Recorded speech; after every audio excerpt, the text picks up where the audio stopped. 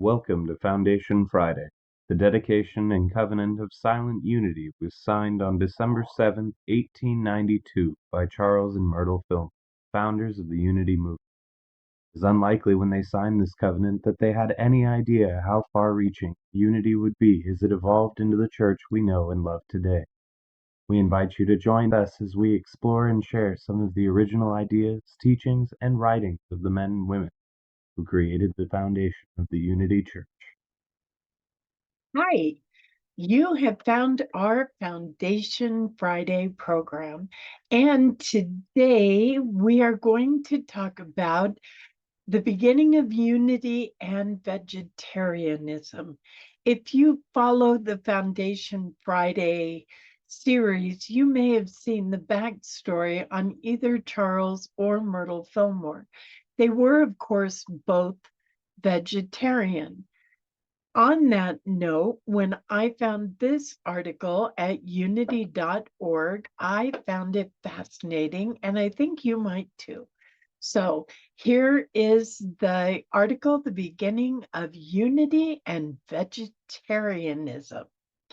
Unity founders Charles and Myrtle Fillmore became vegetarians in the 1890s, and their views on vegetarianism began surfacing in public as early as 1903.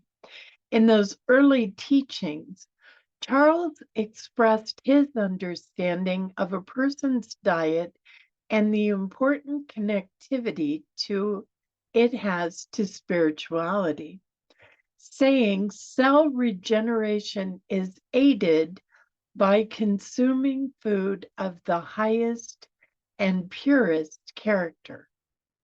Our food should be full of life in its purity and vigor, Charles wrote in As to Meat Eating in the October 1903 issue of Unity.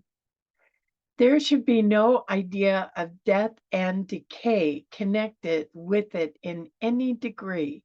The vegetable should be fresh and the fruit radiant in its sunny perfection. This article takes a peek into the Fillmore's practice of teaching and teachings about vegetarianism. The Fillmore's beliefs were greatly influenced by Harry Church, a Seventh-day Adventist, a vegetarian, and their first printer. The couple's sons, Lowell and Royal, were lifelong vegetarians. Lowell edited the diet department column for Unity magazine in 1906 and 1907. Royal began editing the vegetarian department column in Weekly Unity in 1911. The same year, Unity leaders announced the opening of Unity Pure Food Company at the 917 Tracy Avenue headquarters in Kansas City, Missouri. The purpose of the new store, according to Weekly Unity June 28, 1911 article, was to introduce food products to take the place of meats. Unity introduced a special Bible for vegetarians in 1915. Boy, I'd love to get a hold of that, assuring readers that no life would be sacrificed in its publishing. The book was advertised with round corners and difficult words divided into syllables for accurate pronunciation. It was described as having a red cover with gold edging, and it cost $3. Unity opposes the use of any product that necessitates the taking of life. In June 1926, when a reader asked why Unity didn't publish leather-bound books, the publisher said Unity opposes the use of any product that necessitates the taking of life, whether it's food substance, wearing apparel, or general utility. Therefore, they wrote, Unity does not use calfskin leather, but chooses to use a carotol binding, a tough cloth material used and treated to make it resemble leather.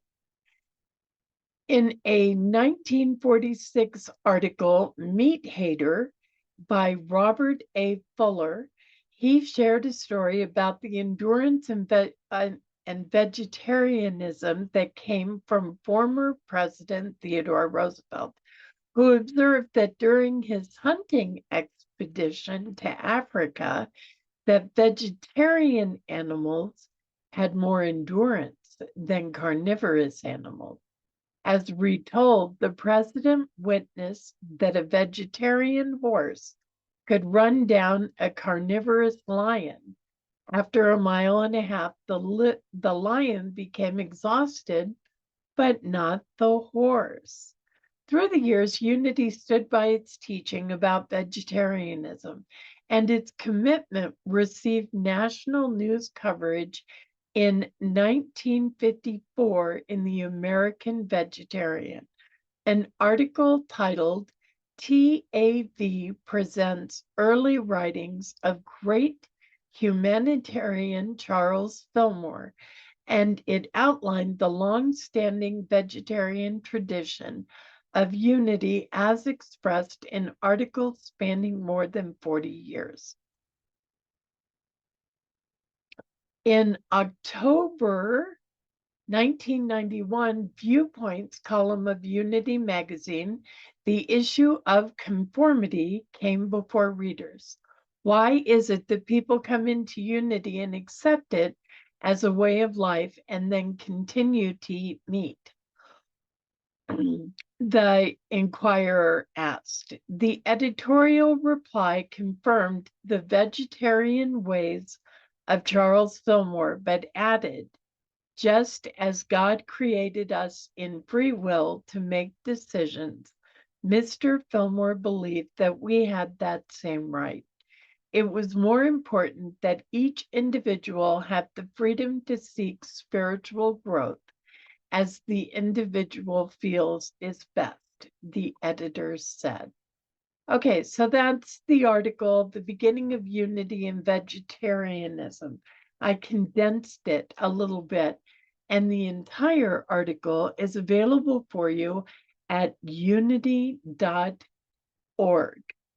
I would like to say personally that I have given up eating meat, at least commercially produced meat, because of the way that they treat their animals.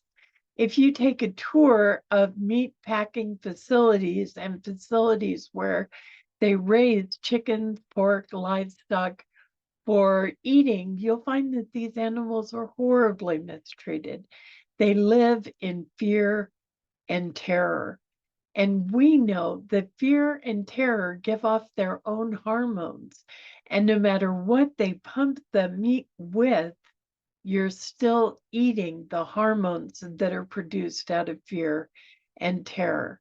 And I wonder, is there a correlation between the hormones that we eat and the increase of anxiety in humanity and our children?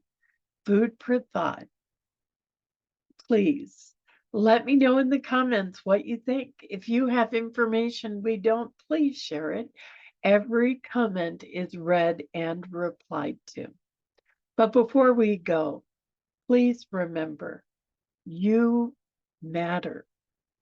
You are sacred, and you are so, so very loved. Namaste. Thank you for joining us, and let's stay connected and grow in spirit. We are on Facebook. Search for Unity Church of El Cajon and follow us and like our posts. You can reach us on YouTube at Unity Church of El Cajon.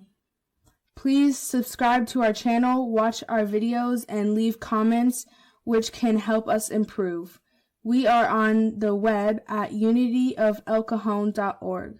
Email or call our church office to receive our weekly newsletters, which lists all of our activities and opportunities to learn and grow together.